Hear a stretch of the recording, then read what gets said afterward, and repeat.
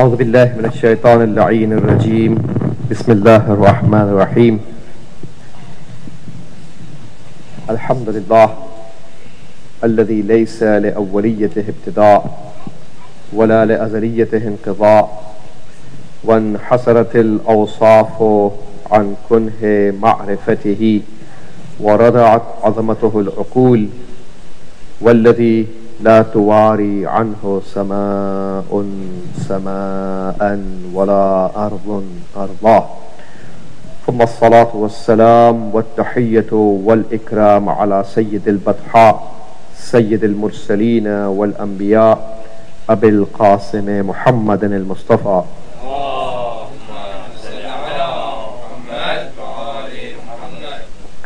وعلى الجوهرة القدسية البتول العذراء سيدة النساء فاطمة الزهراء وعلى بعلها أمير المؤمنين وبنيها الذين أذهب الله عنهم الرجس وطهرهم تطهيرا اللهم صل على محمد وآل محمد لا سيما على بقية الله وحجته الكبرى الذي بيمنه رزق الورى وبوجوده ثبتت الأرض والسماء ولولاه لصاحت الأرض بأهلها واللعنة الدائمة على أعدائهم أجمعين من حين عداوتهم إلى قيام يوم الدين. أما بعد، فقد قال رسول الله صلى الله عليه وآله وسلم: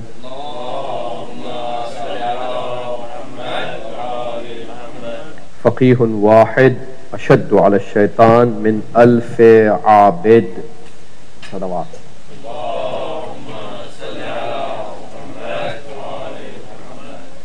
The Holy Prophet has said in this hadith, which is narrated by Shaheed Thani, our great marji from Lebanon, in his book Munyatul Murid fi Adab al-Mufid wal-Mustafid. That's where he narrates this hadith of the Prophet, that he has said that one faqih is more severe on the shaitan than 1000 abid people. The Holy Prophet did not say one faqih is more superior than 1000 sinners. This is very obvious and badihi. Isn't it right? Badihi and self-evident things don't need to be talked about. He did not say faqihun wahid ashaddu ala shaitan min 1000 asin مثلا. So 1000 sinners. Basically, an abid person is a nice guy, isn't it right? He performs ibadat. Somebody who performs ibadat of Allah subhanahu wa ta'ala, he's a good person. He's mutadayyin, he's multazim, deendar. He's a nice person performing ibadat of Allah. He's a good doer. So a regular good doing person, you keep 1000 regular good doing person on one side, and one faqih has more impact on shaitan and the agenda of shaitan than 1000 good doing mu'mins. 1000 good doing mu'mins cannot do against shaitan what one faqih can do. This has to be understood. La faqra ashaddu min al-jahl. There is no faqr and ihtiyaj and niyazmandi. Like in Arabic we say faqr and ihtiyaj, poverty. In Farsi we say niyazmandi. There is no poverty which is more severe than jahl. And I explained 2 weeks ago when we were commemorating the istishhad of Ayatollah al-Uzma Imam Baqir al-Sadr rahmatullah alayh 2 Thursdays ago, where we commemorated. I mentioned to you that in the istilah, in the thaqafat of Quran, in the cultural heritage of Quran and the hadith of the Prophet and Ahlul Bayt alayhim salam, the word tafaqquh is used in the in-depth understanding of Islamic concepts of the religion Islam. So not everybody is mutafaqqih fi deen. We are talking about a mutafaqqih person, and not just a regular mutafaqqih person, but Shaheed al-Muhaqqiq Ayatollah al-Ustaz Shaheed Murtadha Mutahhari rahmatullahi alayh is a personality of our Shia history, which is the author. Last time I counted, it was 680 books. 680. This is the last count I did, maybe because they have been constantly publishing his books. Maybe right now it's more than 680. The last count I did was 680 books. So we are not talking about a regular faqihun adi. With due respect to all the fuqaha, isn't it right? Prophet has said, al-fuqaha'u husunul Islam. Fuqaha are the fort of Islam. So Islam gets protected not because of me, not because of sinners like me. Islam gets protected because of our fuqaha. They are the ones who are protecting Islam, actually, in the real sense of the word, because of the fact that they understand Islam correctly and they do what is needed on the right time as much as it is needed. So one movement of the pen of a faqih, one timely, appropriate, munasib movement of the pen of one mujtahid is superior than the blood of hundreds of thousands of shuhada who go and give away their life. Everything they have. When you give away your life, you're giving away everything for the sake of Allah. Isn't that right? There's nothing left for you. You are leaving this world for good. So of those hundreds of thousands of shuhada who are giving their blood, إذا كان يوم القيامة وزن مداد العلماء بدماء الشهداء فيرجح مداد العلماء على دماء الشهداء. The Prophet has said in his famous hadith, on the day of judgment, the wuzna, that means the midad, the ink, in other words, the ink of the pen of scholars will be weighed in its weight. How much is the weight of the ink of the pen of scholars and the blood of the shuhada? Both things are weighed together. Prophet said, فَيُرَجَّحُ مِدَادُ الْعُلَمَاءِ, then the ink of the scholars will be given tarjih and preference ala dima'i shuhada, over the blood of the shuhada. Sadaqa Rasulullah sallallahu alayhi wa sallam. That's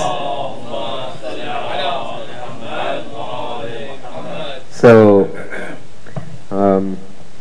alimun, Imam al-Baqir alayhi salam had said that alimun yuntafa'u bi'ilmihi afdal min sab'ina alfi abid. That's another perspective. One alim from whose ilm people benefit from is superior than sab'ina alfi abid, 70,000 good doing ibadat performing worshippers. You put them on one side, and one faqih, one alim from whose ilm, right now the books that he has written down, certainly these are masterpieces on Islamic subjects. You can think of any subject about Islam, you can name any subject of Islam, and there's a book of Shaheed Mutahhari on that subject. You're talking about Risalat of Rasulullah, you're talking about Tawheed of Allah, you're talking about Walayat of Ahlul Bayt, you're talking about the concept of imamat and leadership in Islam, you talk about any subject.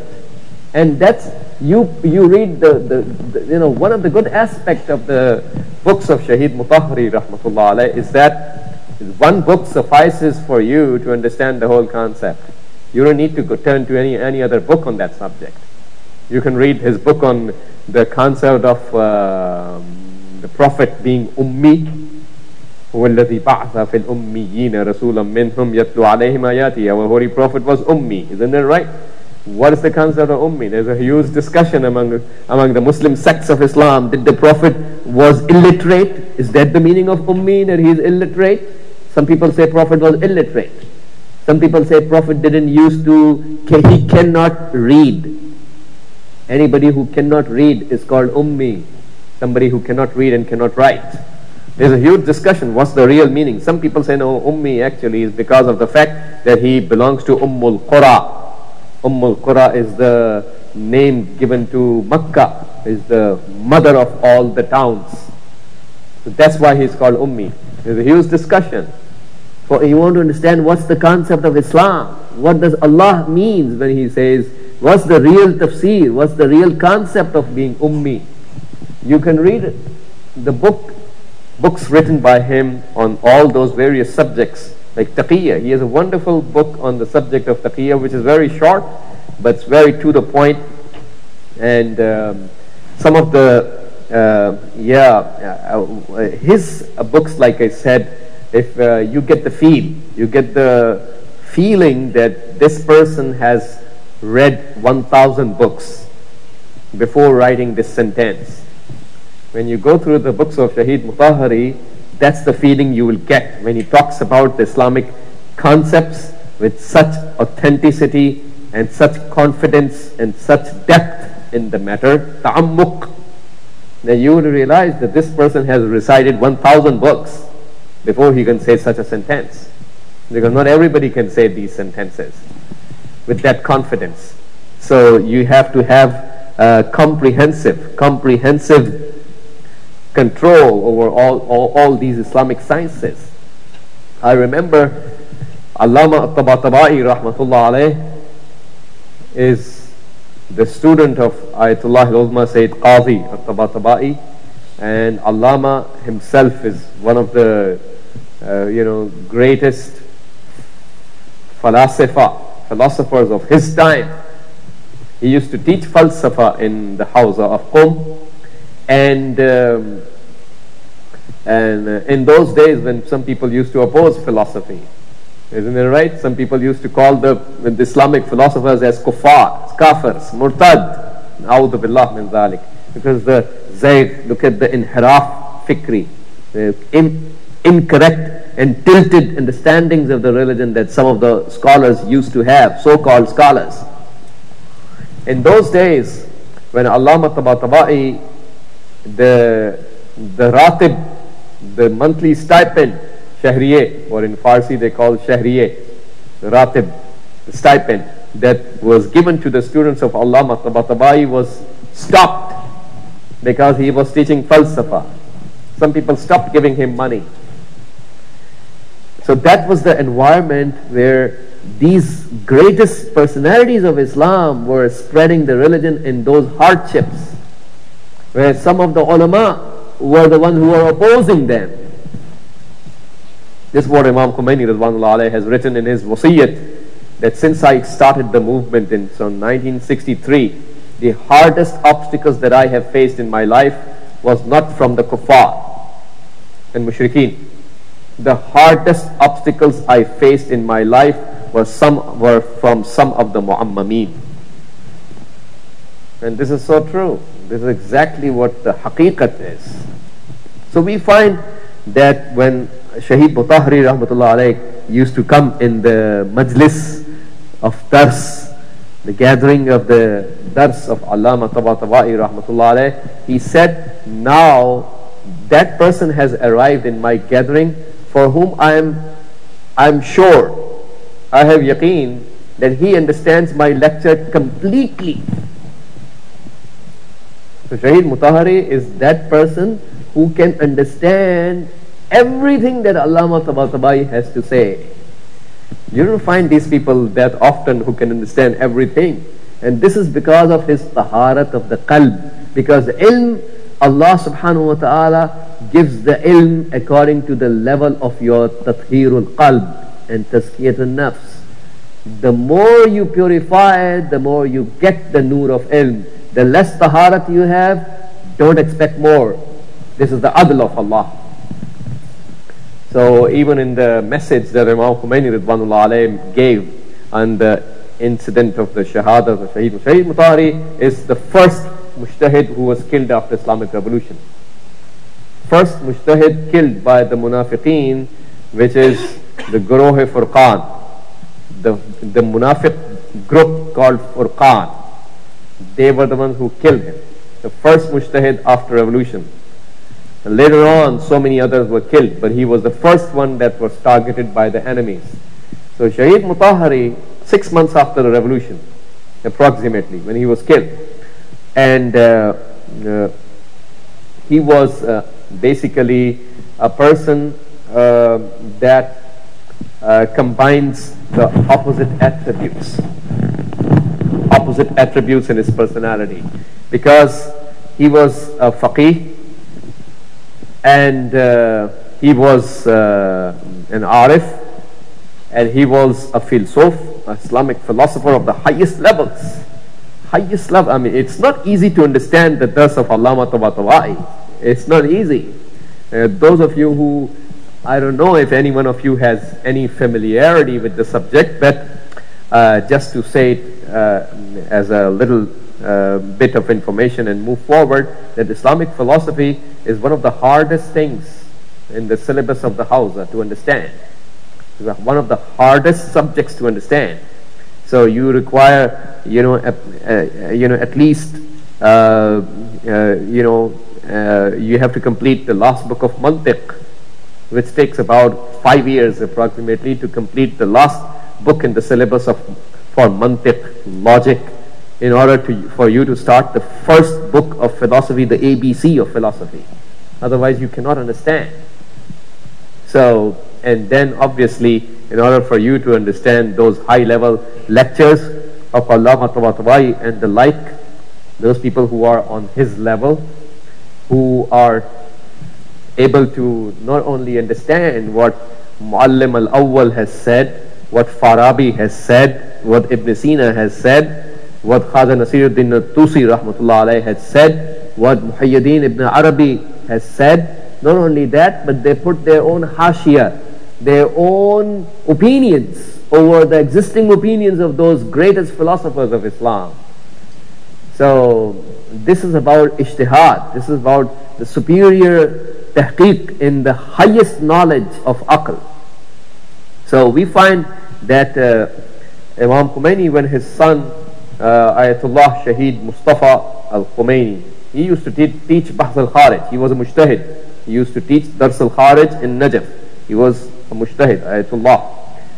When Ayatollah Shaheed Mustafa was killed in Baghdad, Imam Khomeini did not shed a single tear over the death of his son.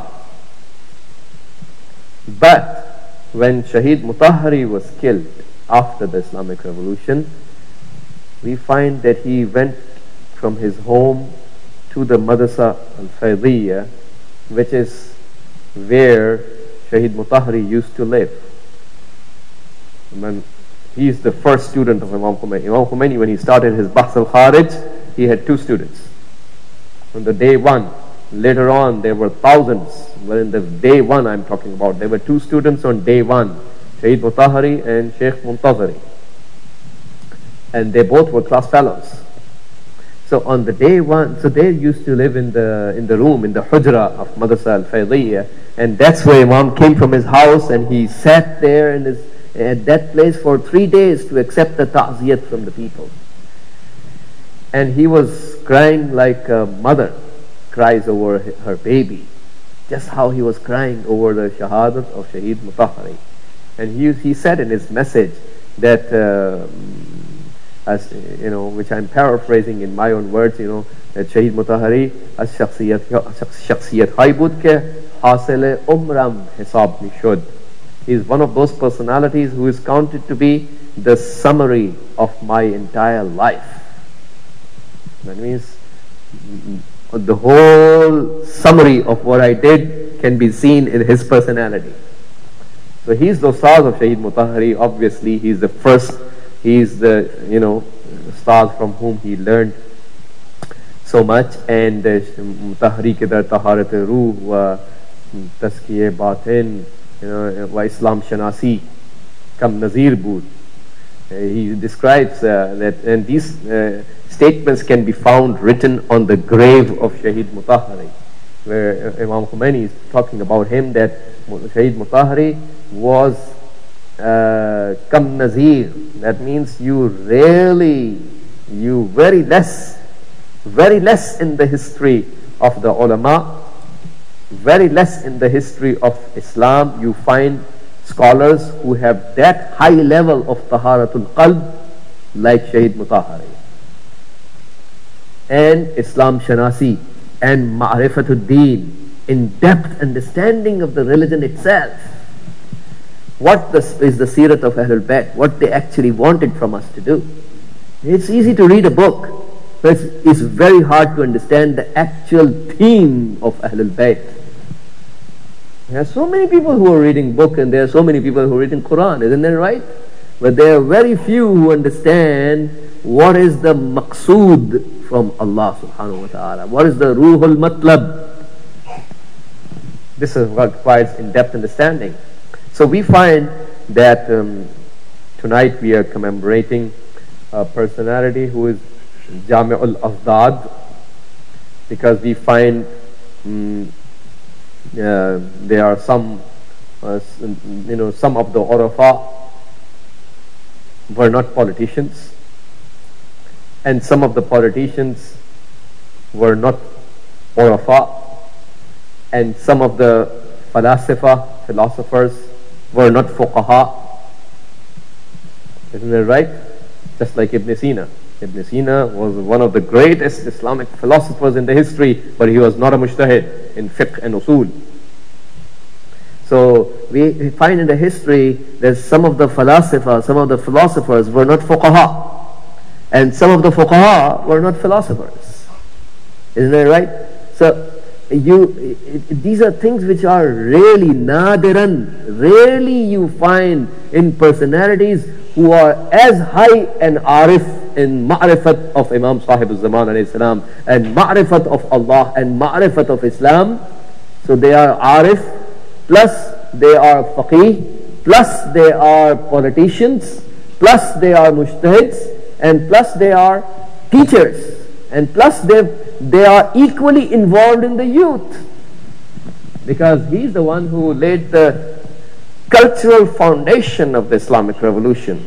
Because Shaheed Mutahhari and Ayatollah Dr. Shaheed Mufattih rahmatullah alayh, these personalities penetrated into the university, and countless number of students yet you find today who are serving Islam, are all those students are from Shaheed Mutahhari and Shaheed Mufattih, because they penetrated into the students of the university and taught them Islam, not only in the Hausa, but they also penetrated in the university at the same time.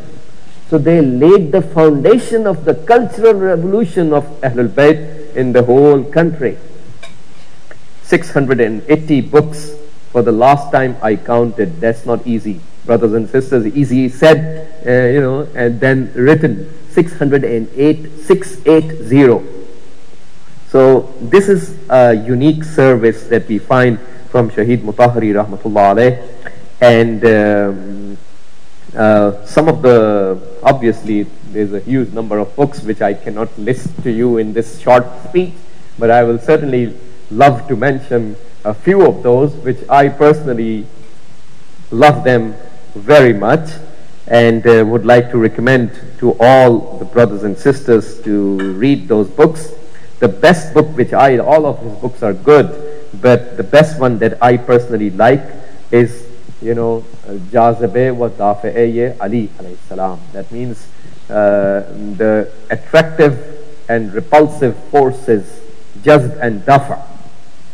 The attractive and repulsive forces of the personality of Imam Ali alayhi salam. That means, who are those people that Imam Ali made them friends for him, befriended them, and who were those people that Imam Ali alayhi salam considered as his enemy, and why? It's a wonderful subject, because Shaheed Mutahhari was the expert of Nahjul Balagha of his time. I don't think you can find anybody who has more command and more tasallut on Nahjul Balagha than him. So he loved Nahj al-Balagha, and he was one of the biggest teachers in the history of Shia religion over Nahj al-Balagha and various jihad and aspects of Nahj al-Balagha. So this is one of the masterpieces. This is a very small book, 1 volume, but if you find it, it's very good for you that in order for you to understand the imamat of Ahlul Bayt, understand the shakhsiyat and personality of Imam Ali alayhi salam, that we love our first Imam. We must understand what was the shakhsiyat of Imam Ali alayhi salam that we love, so that we can correct ourselves and adjust ourselves according to Imam Ali alayhi salam's personality, who is the Mizanul A'mal. So Jaziba wa Dafi'a of Amir al-Mu'mineen alayhi salam. The jazb and daf, the attractive and repulsive forces of his personality. And another very important book, which is a masterpiece of Shia history, is Huquq al-Mar'a fil Islam, Huquq Zan dar Islam in Farsi. That means the women's rights in Islam. That was the first book in the history which is so comprehensive on that subject. Kitabun Jami', that means it includes every aspect. Like I said in the beginning, if you pick up the book of Shaheed Mutahhari on any mawdu, you don't need to study any other book on that mawdu. That's the final word. It's like a mark on the stone, because this is written by a muhaqqiq. How many ulama in the history of Shia religion you find who have written 680 books? How many mujtahideen you find in the history who have written 680 books? How many do you find? These type of people are born every day? So we must understand that this is a blessing of Allah when the Holy Prophet has said, Al-Fuqaha'u Husunul Islam. Fuqaha are the forts of Islam. This hadith has one of the best mistaq of this hadith is Shaheed Mutahhari rahmatullah alayh. Also another masterpiece is the book on the Al-Adl Al-Ilahi, the justice of God, which is in 2 volumes, and this 1 volume is this much thick, so it's 2 volumes like this much thick, talking about the justice of Allah. It's a wonderful book on that subject, and that's the last word. You don't have to read any other book on that subject. And also another book that I personally like very well is Haqq and Batil. That's another masterpiece to understand the whole concept of Haqq and Batil in Islam. So we adjust our lifestyle, our behaviors, our policies, our mawqif, and we stand for Haqq in every aspect of our religion and our life. And we find that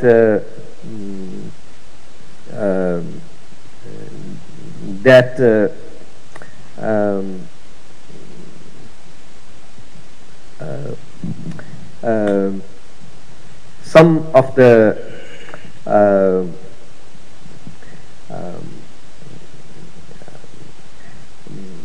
with all these services that we find in the different aspects of Islamic sciences and knowledges and ulum, still, like I said in the beginning, he was very active in political services, fara'id al-siyasiyya wal-ijtima'iyya.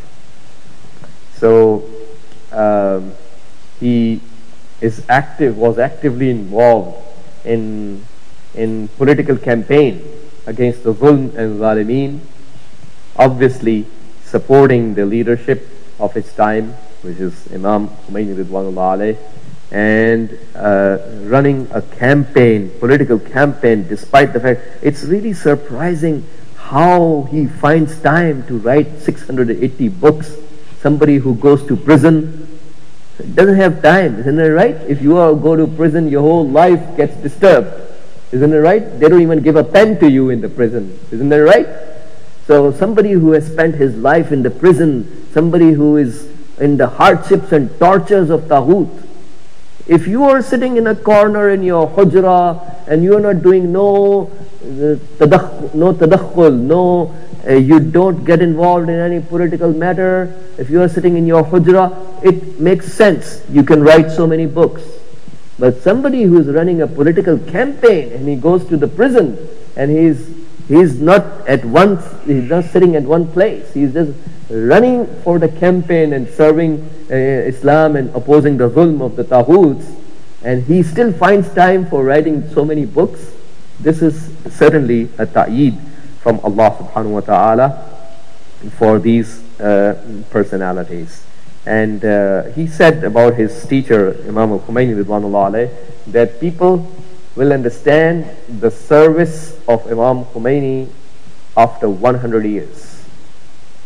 After 100 years, people will understand what kind of khidmat for Ahlul Bayt he has performed. Look at the point. After the hukumat of Imam Hassan al-Mujtaba alayhi salam, we find the Shia people throughout the history never had a chance to rule. We were under tortures, we were persecuted constantly, we were killed and jailed and injured and tortured, isn't that right? And insulted. And taghuts were ruling and playing, and they were just deciding our future in the whole Middle East. The taghuts were playing like chess. They play the chess, just like how they were playing with the mustaqbal, with the future of Muslim countries. Our future was being decided in the Western capitals. Isn't that right? Our future was not decided by the people of the Middle East. Future was not decided in the capitals of our own countries. Our futures were decided in the Western capitals. And this whole situation, this status quo, the status quo was changed by Imam Khomeini. And he said, we are going to cut the hands of the musta'mireen from our country, so no one can dare penetrate into our country. Look at the tafakkur of Imam Khomeini. نَحْنُ نَقْطَعْ أَيَادِ الْإِسْتِعْمَارِ مِنْ بِلَادِنَا. No one can fool around and no one can mess around in our country. Where do you find this tafakkur of Islam, tafakkur of Amir al-Mu'mineen, tafakkur of Ahlul Bayt? Isn't it right? So this is how we find you will achieve the izzat for Islam. Can you please start the movie? There are a few clips that I would like you to please pay attention to that.